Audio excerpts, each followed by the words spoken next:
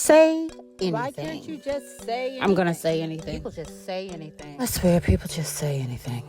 Welcome to Say Anything with Keena B. Hello and welcome to Say Anything with Keena B. I am Keena B. Thank you so much for joining me. It is a new season! Season 3! Welcome back! Welcome back, y'all! So excited to be here. And we have so many topics to talk about for this season, and you will hear another voice a lot. My husband, Charles Wimbia, will be joining me off and on this season to talk about a lot of different topics because I want to hear the male perspective on some of these issues. I like hearing opposing perspectives, and my husband and I have opinions that differ, and they can lead into some very interesting conversations because of how our approach is into deriving at certain conclusions. So you can look forward to hearing from him. And Charles used to actually host a radio show in the morning with Charles Wimbia. It was an AM show way long time ago, 15 years ago. I think I spoke about this in season 1 when I was first introducing this podcast about my history with working and loving the idea of radio and podcast. And just to reiterate, for those of you who have never listened to me before, my name is Keena, Keena B, and I am an author, a writer. I have self-published books, novels, fiction, and also non-fiction books, which you can find on Amazon. I am an artist as well, and my husband and I own an art gallery in Quincy, Florida, which is a small, quaint town in North Florida, about 30 minutes west of Tallahassee, which is the capital of Florida. So if ever you are in Quincy, please stop by Wimbia's Market, where we promote Black artists across all mediums, and we promote Black art across the entire diaspora. We really don't care where the Black person is from. We just want to promote your work, your art, whether you are a visual artist, a sculptor, photographer, author, musician, whatever it may be. We love to promote your work, and we love to put out those who have particularly yet to be discovered and need a place to be able to show their work without judgment and with compassion, because we really feel for the newcomers, the up and coming people coming in who want to be able to show their work and need a space to do it, but don't know how to even get started. We are that place. So anyway, that's Wimbia's Market, Quincy, Florida, 23 North Madison Street in Quincy, Florida. And but my background personally, if you just want a little bit of a resume, I was actually originally from Houston, Texas. That's where I was born, and I spent part of my early years in Missouri in a suburb called Baldwin, outside of St. Louis, Missouri. And then I moved to Florida like in my teenage years and spent my last few years of high school in Tallahassee, where I graduated from FAMU High, which was a high school that was, I believe at the time, underneath the guidance of Florida Agricultural Mechanical University, the HBCU that is in Tallahassee. And then from there, I went to Philadelphia, got my undergraduate degree in communications technology. And then I went on to do a couple of different things when it came to working. And I went on to law school at TSU, Texas Southern University, Thurgood Marshall School of Law, located in Houston, Texas. Of course, I went back to Houston. Eventually came back to Florida I work for the state, I work for the federal government, and I got tired of that. And I said to myself and to my husband, I'm tired of this, Grandpa. No. You know the meme. I'm tired of this, Grandpa. And yeah, somebody said, that's too damn bad. It's too bad. Who cares if you're tired of this? But I really was. I was tired of it. So, we made a plan. And the plan was to open up this art gallery and to see what we can do in the surrounding community to create a place that we really wanted to be in, that would welcome Black culture in a different way, and felt like this was the time to do it, or try to do it. And so we're doing it. We are actively, effectively doing it, and we hope to continue to be able to do it.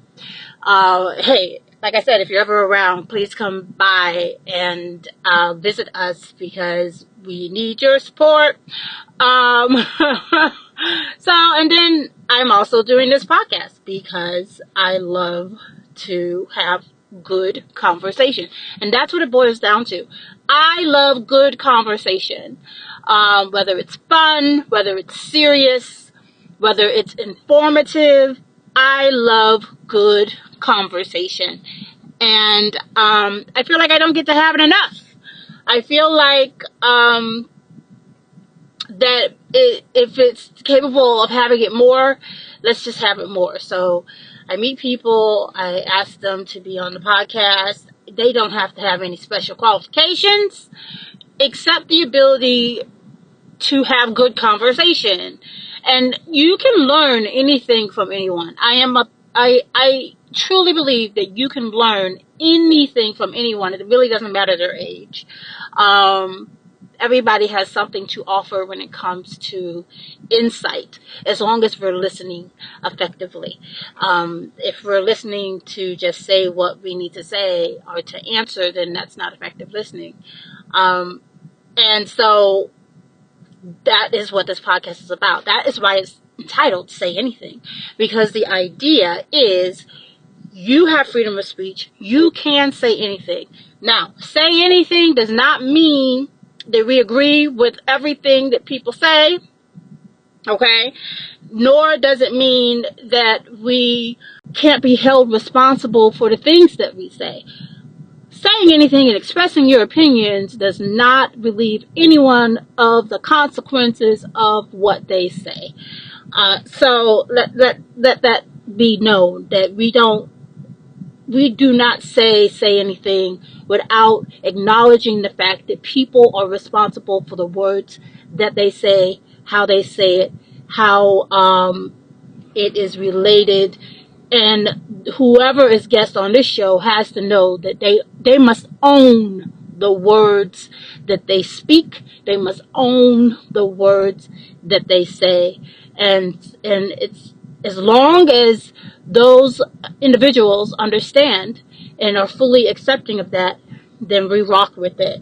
And for the most part, people are very accepting and are completely able to, take accountability for what they say.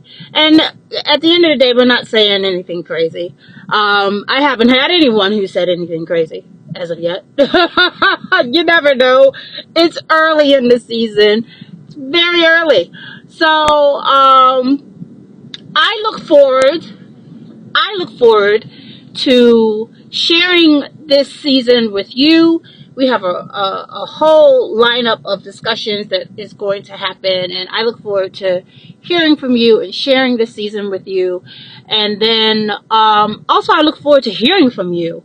Please give me your feedback. We can't get better without your feedback.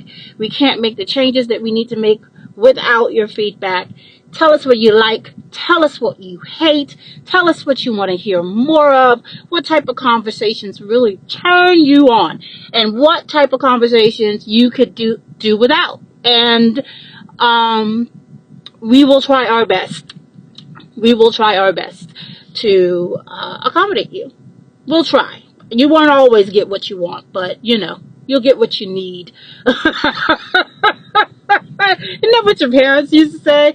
You won't always get what you want, but you'll get what you need. But we'll do our best. We will. We'll do our best. And thank you again for joining us at season 3. And we are going to kick off this season's conversation with, it's a little bit of old news. It's a little bit of old news, but it was something that really caught my eye and caught my attention. I was actually just having a conversation with someone, and this issue popped up, and we talked about it, and I said, you know what? This is going to be our season 3 opener. So get ready, get ready, get ready. And we also have a special guest, Miss Lillie Clark, who is an artist, and she's been doing art for over 20 years. She, prior to that, was caregiver, and worked for the state of Florida for several years, and retired from that and became an artist full time. She is also a historian, and understands history, but she's, you know, what I love about Lillie, and you will hear this from her, she is real, okay? She doesn't hold back. She says the thing that is on her mind. She is authentic, she is genuine, she will shock you, but she says what she says, and she meant it when she said it the first time. So, get ready for my conversation with Lillie Clark after this. At Wimbias Market, we specialize in local and global artwork. Find spectacular work by Zambian modern artist Ringo Bryant's Chilashay, Florida ceramist Gloria Nicholson, and naturalist painter Lillie M. Clark. Located at 23 North Madison Street, Quincy, Florida, in the historic downtown area. Wimbias Market. Come for the culture, return for the connection. I have with me artist, businesswoman, and all around good person, Miss Lillie Clark. And again, talking about the statue in New York that is of, it is the appearance to me of a black woman with braids that are in a bob style. She has a t-shirt on, and it looks like jeans or some type of pair of pants, and she's standing with her hands on her hip. And since we've looked at some video of some of the people's reactions who live in New York, I talked to a gentleman who didn't like it for a bit of a different reason than some of the other accounts that I have heard. And so Miss Lillie has also looked at it, and she of course has her opinion. But I wanted to mention, okay, so Miss Lillie, when I spoke to the gentleman earlier, what he disliked about it is that he said that her demeanor reminded him of an ex-girlfriend, and that he attributed it to being masculine demeanor, the way that she was standing and the fact that she wasn't smiling, which I thought was outrageous. I was, and I asked him, why does a woman, particularly a black woman, always have to smile? I said, because that's not a normal position for our mouths when we're resting and just doing nothing. It is just, we're not activating muscles to smile all the time. Sometimes we're just standing in line. And that's what I mentioned to him. I said, she could be anybody. She could just be standing, waiting for her kids at the pickup line or going to the grocery store or whatnot. I said, she is me. Yes. I'm literally her, and I see myself in her. I see myself in her as well, because I consider myself as having a thick body. I love my natural hair. I see she's bodacious. Bodacious. Yes.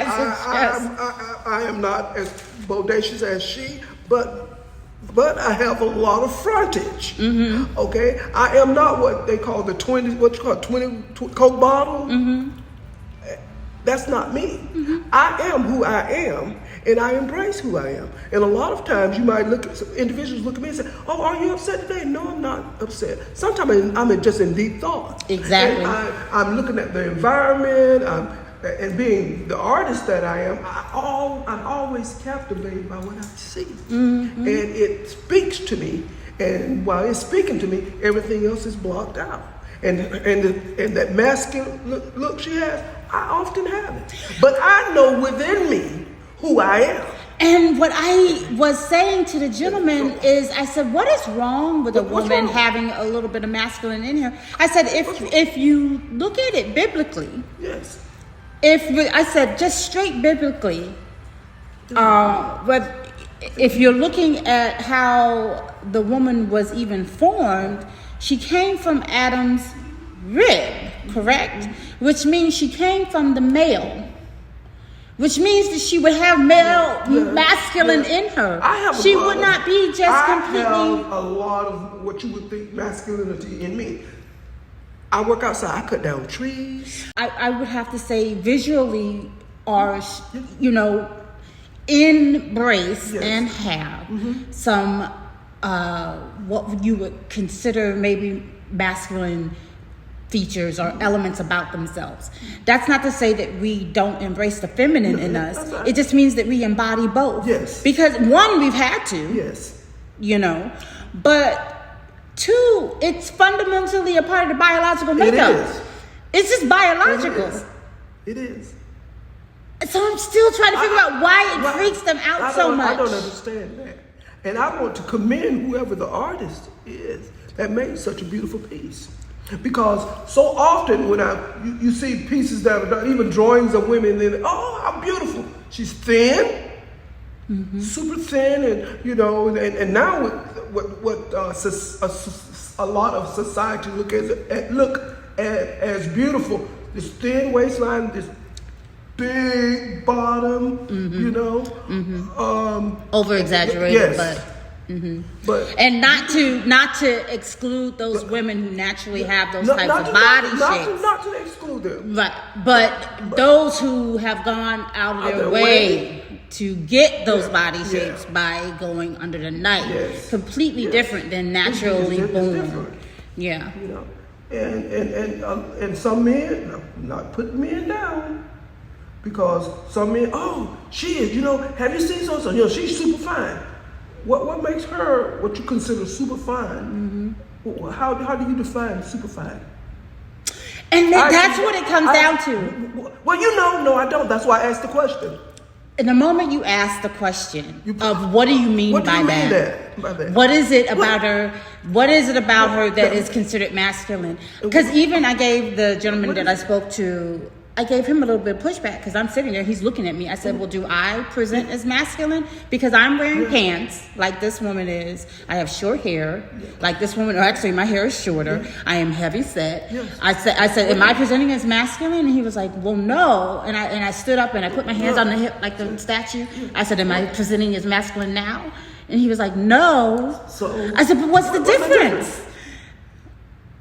What is the difference between the two of us other than the fact that somehow this person triggers you and I don't in person?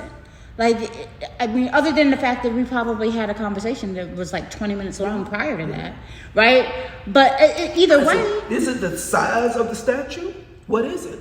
I think it is beautiful. I think it is too, which is surprising because, so the video that we listened to prior to starting taping was a woman who was actually in New York, who was being asked her opinion of the statue. And it was a black woman. Yes. And she herself did not like it and wanted it to, and couldn't wait for it to be taken down. Her words were that it was a bad representation because basically the woman to her looked like, I'm just going to say roundaway girl, like your everyday woman, or I think she called them Lucretia or something like that. Like it looked like a Lucretia, and I'm trying to figure out what is wrong with Lucretia. What's wrong with Lucretia? Maybe because she is an everyday girl. Because everyday girls are fine. So maybe you were looking for a supermodel.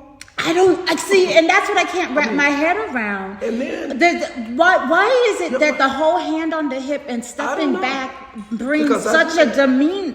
Like, if you ask me, when I look at her, she is just standing there. She is literally minding her own business, standing there. Yes. And it bothers people. I think that if that is not, as an artist, I would be so proud that my work would cause such a conversation, because I think it's causing people to have to look at within themselves. Right. Within self. I think what it is, the individuals who are having those negative responses, they're not completely happy with their own image, with his or her own image. And a lot of times, it's like someone having a large mirror there, and you walking up and you're looking at yourself. Right. Do you really like what you see? Because immediately, I completely agree. I completely agree. Because even watching the video back and looking at the women who were making those statements, which I was surprised that women found it disagreeable. Yes, to find that they found it disagreeable, but to look at them, and then you look at the statue, and I'm like, so what's the difference? I'm still trying to figure out what the difference is, because other than the fact that you can talk and the statue cannot. Because you look a lot. Because you look similar. You're looking very much the same. And standing there and put your hand on your hip. And putting your hand on your hip. And holding your bags in your hand. And, giving all of the dialogue that you're giving. It's still representing the same, to me, in my opinion, watching it. So I'm trying to figure out what's wrong with that. And she who's the statue, is quiet.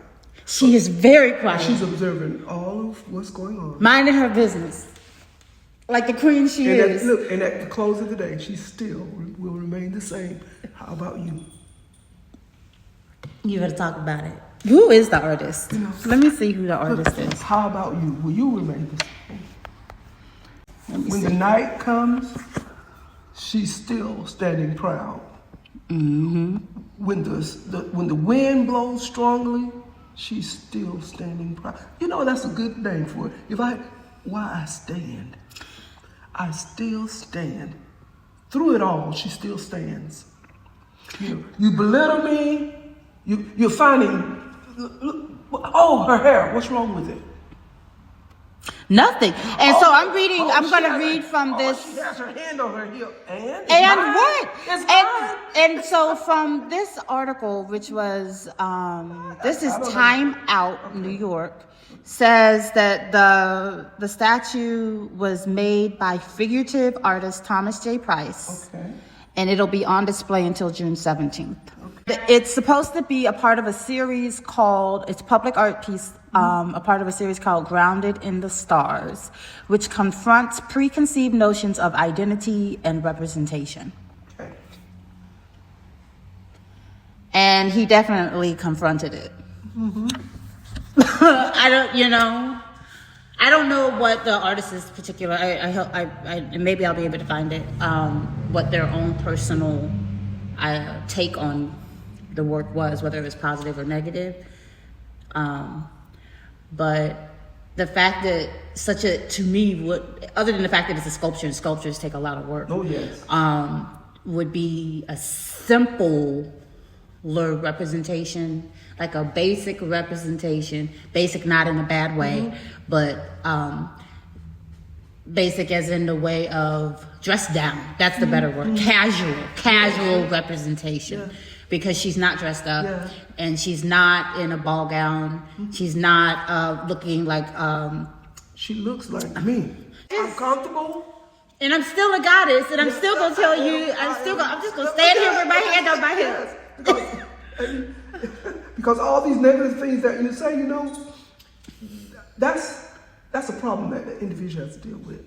Do some deep searching within self to find out why. Why do you see this in that? And find out why do you see beauty in what I might see is not beautiful at all. Why do you see beauty? And it be for the same. Why do you see it? Because it's what's here. Because one thing about, thank you. I guess I have to throw scripture in there. What's in the heart of the man or woman will come out of the mouth. It will. Secrets of the heart will come out. Yes. It could be a reminder of a woman who ended up with the friend that she liked at one time. Whatever the case may be. And that's what is so funny, because the gentleman, as I think I mentioned, he compared it to his ex. And it was just immediate. I said, y'all are having these emotional responses. Because it's something that he hadn't gotten over. And that brings it out. So now if you want to continue in life without having this negative impact continually here, get it out. She's helping you. Get it out. Go talk to her. Go talk to the statue. Go talk to the statue. I talk to the art. That's why that image was placed in that artist's mind, to bring it forth to be something tangible that it could be shown. It wasn't by accident. Oh no, it wasn't. And it's a healing piece. It is. When I saw it, I had to ask the person a couple of times if we were talking about the same piece, and actually pulled it up and looked at it based on his reaction to it. And I was just like, because I said, I don't really have a reaction. She's just standing there. But I'm also comfortable with it. Yeah, I am very comfortable. So that's why I wouldn't have a reaction. I was like, that could be me. I kept saying that. I said, that could be me. Yeah. And it could be me, and it is me. Yes. I do love the artist for that. Yes, I think that they really hit Absolutely. upon something. They really did hit upon something. It allows me to know. Sometimes when individuals look upon me, they might not say it, but those are their thoughts. Like your very presence triggers them just by walking into the room. So, I do know that. So maybe that's why I get those looks. Because my demeanor and my way speaks to them in somewhere on a different level that they weren't anticipating. But it has nothing to do with me, because I didn't do it to you, honey. I didn't. No. I can't, but I also can't bear the burden No. of what someone else did to you. You know, it's not for us to bear. It is not for us to bear as individuals. But it's so interesting. Oh, thank you for talking with me about that. I love the piece. Yeah. I love it. And I heard the young lady say, "Oh, and they're standing. Some of them are going up there and taking pictures, standing between her legs." Guess what? My grandbabies do it all the time. Yeah, Because they're comfortable there. You don't know what feeling that individual had when they looked upon her. Maybe closeness is what provided them with the healing that they were looking for. That closeness of that statue. Because art has that effect. That's what does music do? I've heard some say it soothes the beast that's inside. Yeah, music does. Painting, what does it do? What does it do? It relaxes the mind. Dancing, it relaxes you. I think all forms of art, from the greatest artist who's up above, who took the time out to design a tree, who took the time out to design the grass, who took the time out to allow us to be here, to have the unique features that we have. Not all look the same, but to live together, and to try, hopefully, to love one another and accept each other. But what do? If you look like this, you can be up front. Right. If you look like this, you work in the back. Like if a person came across that statue in real life, a person who looked just like that statue in real life, are they somehow not worthy to be in this world? No. Because that's how they look in real life? Like, this person, and they are still worthy. God thought them worthy. Yes. And the likelihood that we would even be here and be born, 400 billion. But that's one of the reasons why that scripture is so powerful. Lean not to thine own understanding, but in all your ways acknowledge him. Acknowledge him. And he shall direct you. And he shall direct your path. But mankind feels as though he knows it all. He knows it all. And by having that mindset is what got man in the shape that he's in today. And that type of knowledge leads to destruction. Always has. Self-consuming. It is. Always of the past, always of the present, and it will be always of the future. It will lead to destruction. Because this is why a lot of times individuals will constantly changing things about ourselves because of what others say. Look, I allowed this young lady to do my brows. They're pretty though. Oh, you say so. Well, if you like them, do you like them? They're okay. But Because the main thing is that do you like them? It's all right. You might grow in. Yeah, but it's changing things about ourselves. Is it just for us? No, it's not. We say, oh, it's just for me. No, it's not. It's for the type of response that we will get also when we go out in public. You're looking for a particular response, or you're hoping for a particular response. And women, but you have to be able to love it regardless of any response. And women usually are the worst, especially giving women compliments. We will compliment. No, I try not to, but we will compliment a woman's garment without complimenting her. But women, a lot of times, we don't like to give other women compliments. A lot of times that's never been me. No, I mean. I guess I'm a girl's girl. Yeah, I love it. I mean, look at my. Oh, you're so beautiful today. Yeah. You are beautiful. Lillie, I've had individuals say, "Why'd you tell her she's beautiful?" She is. Because she is. Just like, I was having this conversation. What you consider beautiful is different than what I consider beautiful. I was having this conversation with my husband about male fragility. Okay. I'm stumbling over my words today. And when it came to the ability for men to compliment other men by saying that they are beautiful, when in fact they are beautiful. Yes. Like, because we've seen beautiful men before. Yes, we have. And I don't mean in an effeminate way. Yes. I mean, they're just a beautiful man. Yes. And like, I can call my husband beautiful. I'll be like, oh, you're beautiful. Yes. And he doesn't take it one way or the other. Yes. With getting compliments from people. I had talked to a guy who was telling me that he was discouraging his son from complimenting other boys by saying that they were beautiful because he heard his son call another boy beautiful. Now, this child is probably 7, very innocent, whatnot, and he was just describing what he saw, right? And in just having this discussion with this father, I said, well, what is your fear that you discouraged him from being honest with what he was perceiving? Right? I said, what was the exact fear? And he was just like, I don't want people bullying him or thinking that he's something that he's not just because of how this area is, like where we're living and things like that. And it's like, okay, I understand the idea that where we're living is not conducive to that type of language, right? But I also don't agree with the idea of men growing up fragile with not being able to take a compliment and give a compliment without being secure within themselves. You know what I have found out I talked to a lot of different men. I said, you can talk to me, my ears are not sensitive.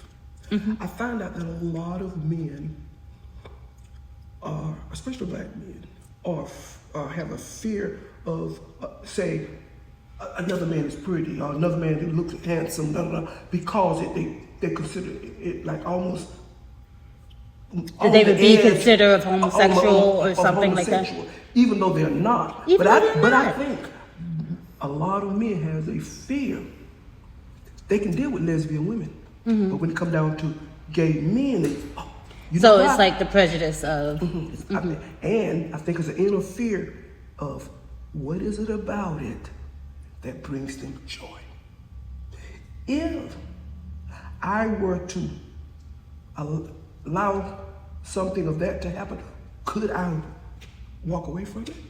What do you mean, like the idea that just the thought, the visual thought that they found another man beautiful could be embedded. So they're thinking that there's like a slippery slope between finding somebody beautiful and then acting on an impulse. Or is that? Well, one has nothing to do with the other. I don't think it does. Because my husband, when I was married, He was a minister. He preached on. I said, why do you always get on homosexuality, especially regarding men? And I have 3 brothers. My youngest brother is one of the best individuals to talk to. He said, it's something about men with men, but I don't mind women with women. And I said to him, I said, I asked my younger brother, I said, so what is it about women on women that you can find pleasing or pleasurable or you can tolerate? He's because a woman knows exactly what moves a woman. I said, you don't think men do? He said, they probably do. Meaning what moves another man? Yeah, right. He said, they probably do, but I don't want to find out. I said, so that's a theory of yours. But it's their own insecurity. Yes, and I think that's what it is. That's what I'm driving at. That they're speaking from insecurity, and that when a person is secure, like my husband, you can compliment him all day, he'll take it. Doesn't matter who's complimenting him. It's a thank you. You know what I mean? Thank you for that. And he doesn't have a problem, vice versa, because he's secure. And what brought this conversation on, other than that father who was talking about discouraging his son,